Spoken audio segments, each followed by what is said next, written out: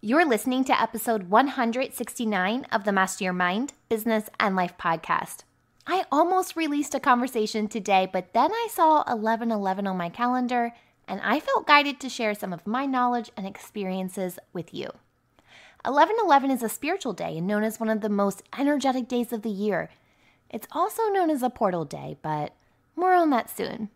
On this show, we talk about numerology, astrology, and even angels. We bring a lot of woo. Of course, that's also balanced out by other topics, but you know that the woo runs deep. So I knew that breaking down the energy of today from various sides would likely be highly beneficial to you. And hey, if you haven't heard me say it before, allow me to say it again. Take what resonates from today's episode and leave the rest. And speaking of resonating, if something resonates with you today or maybe gives you that aha moment, I would love to hear about it. Share it with me. I'm on Instagram, Twitter, and Facebook, all at MindBizLife. And to share a little something with you, so far this month I have been using podcast guest Michael Dietrich Chastain's product, the Changes card deck, for my writing prompts. The Changes cards includes 49 questions that help better create understanding of self and others, resulting in improved work dynamic, better relationships, goal achievement, and reduced stress. I've been shuffling the cards each and every single day. I pull one out and then I start journaling my answer. I love adding things to my journal practice, and these cards are great. I wanted to share this with you because I've actually added the cards to the MindBizLife website under the favorite section, so you can score a deck too. So now that I've shared some good stuff with you, let's dive into the world of numbers and beyond. You know what to do. Tune in, turn it up, let's go.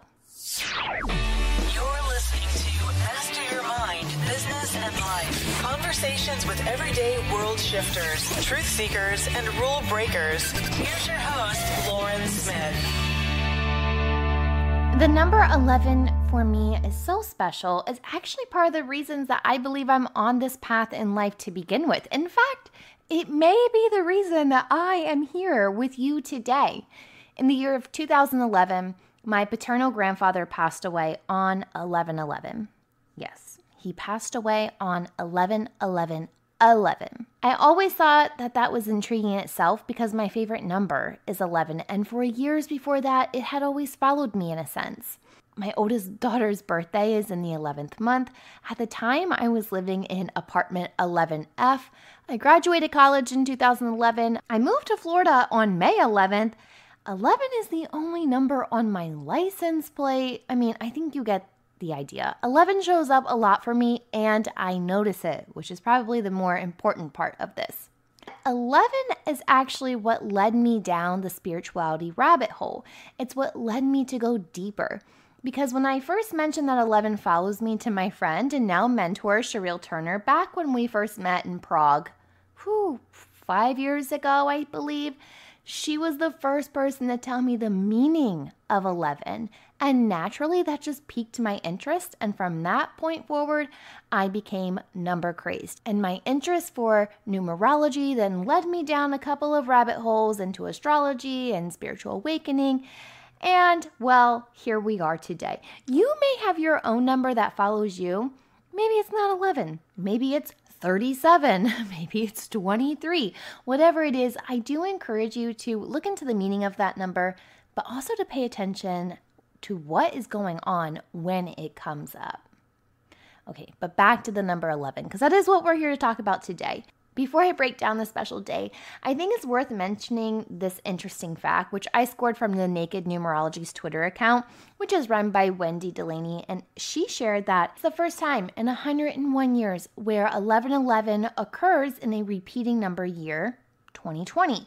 The last time that we had this was in 1919, and before that, 1818. So this is quite literally a once-in-a-lifetime cosmic event. Since we're already on the topic of numerology, let's break down the numerology behind 11/11. Of course, you can't have the number 11 without the number 1, so it makes sense to understand the energy of the 1 first. To quote frequent podcast guest and practical numerologist Felicia Bender, she said, "The number 1 is all about the power of starting something new. It's creative, forward moving and pioneering.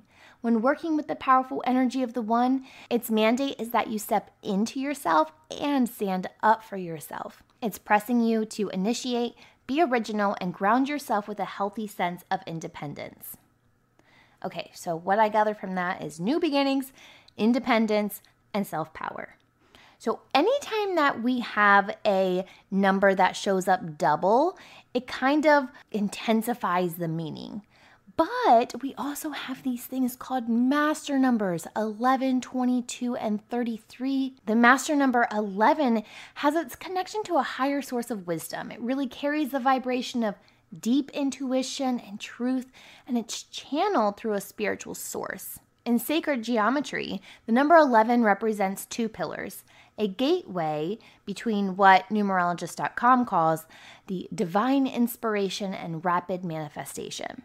So basically on 1111, the portal is wide open. And if your next question is, what the heck is a portal?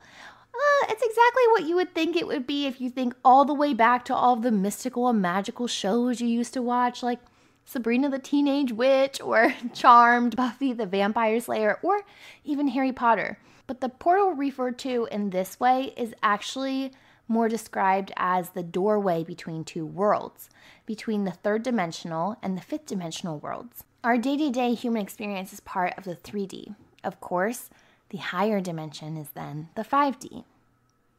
1111 is often referred to as the Ascension Portal. Ask Angels reader Melanie Beckler said that one of the ways this gateway works is that there are 4 pillars of angelic energies representing the 1111. So we have Archangels Michael, Gabriel, Raphael, and Uriel. Each archangelic energy represents one of the ones within the 1111 pillar. Melanie says that through this, the energy creates a sacred space or a sacred doorway for you to activate and access your inner core or your ascension pillar of light. Now, if you're not hip with the spirituality lingo and what that means, let me just go ahead and give you the layman terms. This is a perfect time to go within, to open up, to connect to your highest self, to connect to the most divine part of self and receive the highest messages of awareness, guidance, and truth. These are often called the ascension codes. The messages that you receive, use them. Use them to help you ascend. Remember that at its core, ascension is all about evolving and becoming one with your best self.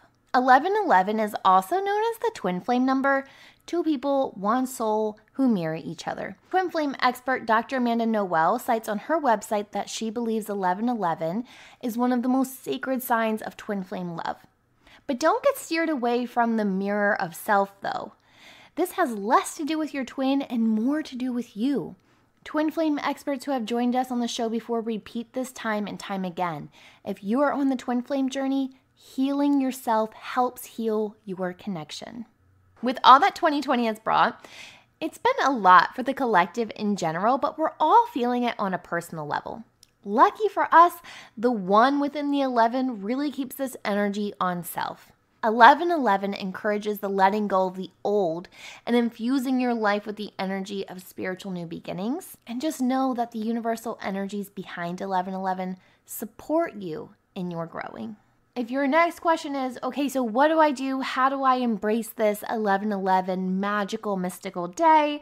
Well, there are many things that you can do to embrace the energy, but I'm a believer in choosing what aligns or feels best for you. Last year on 11/11 at 11:11 a.m., I did an automatic writing session. Automatic writing is when you almost go into like a meditative state and allow messages to come through you while you just write them down.